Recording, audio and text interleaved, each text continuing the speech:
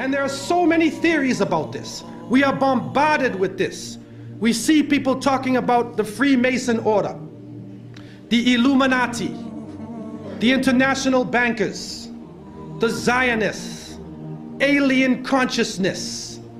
Even some groups are coming up, satanic type groups, New Age type religions.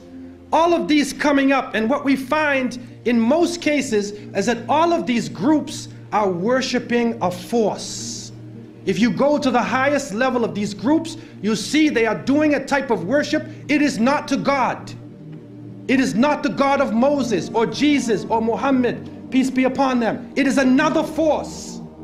And they are worshiping this force. They are seeking and taking strength out of this force.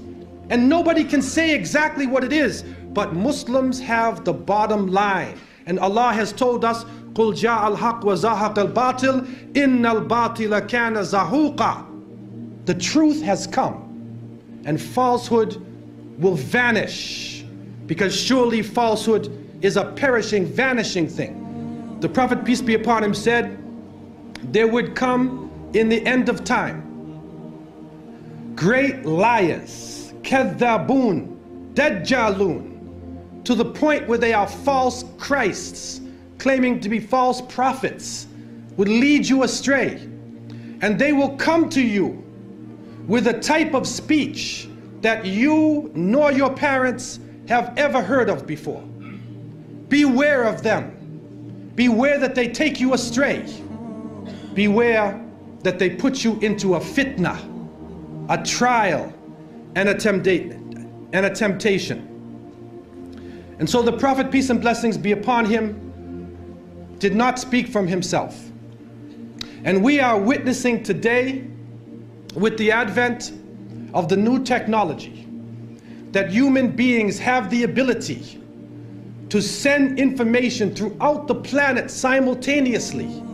We have the ability to witness events here in Australia that could be happening in other parts of the world. In Europe, we could witness these events. But at the same time, we can be confused simultaneously. The whole world can be lied to at once. And they have the ability to twist around, to develop, to put together images and sounds, and to develop this story, which, although it is not true, appears to be true.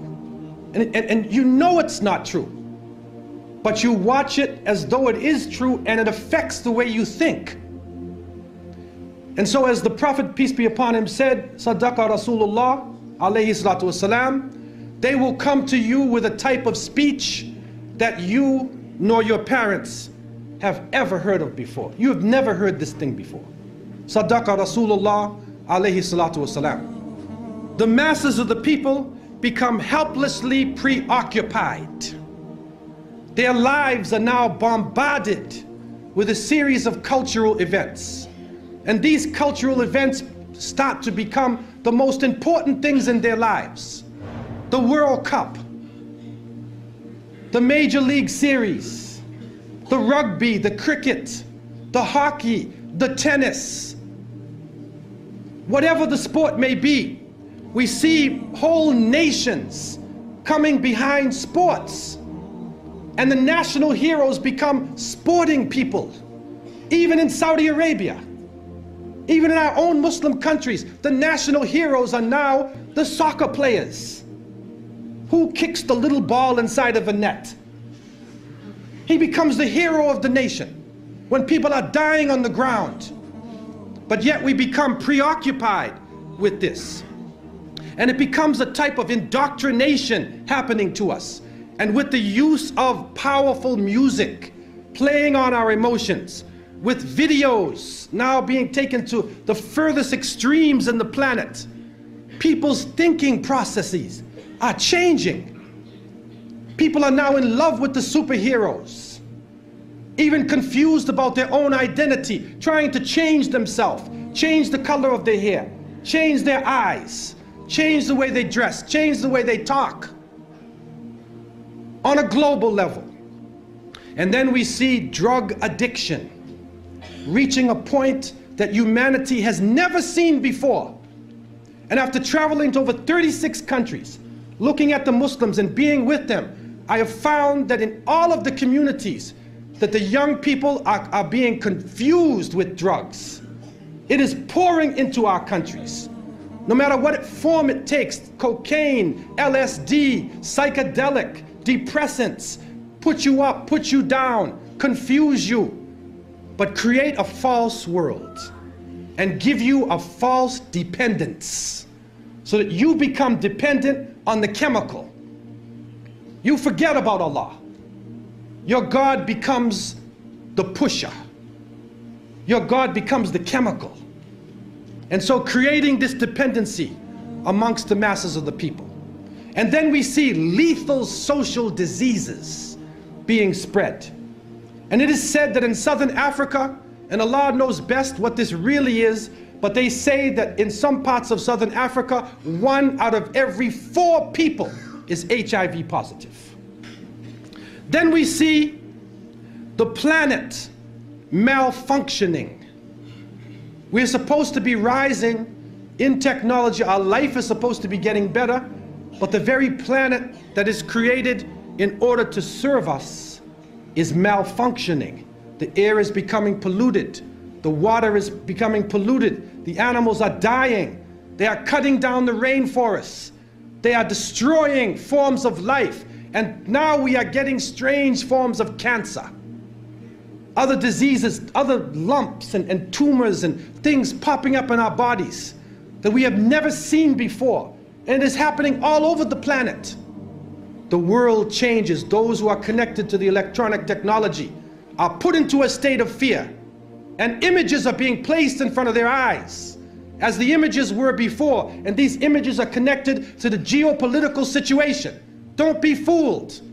And we, the innocent people, trying to look at the world and trying to understand what is going on, we see everything is moving toward one world state, one world police force, one world bank, and one world unelected elite that rules over us not based upon the will of the people or democracy, but rules over because of control of the bank, control of the economy and the flow of the money, which is changing every day, changing from gold and silver to paper to plastic. And now they are trying out chips.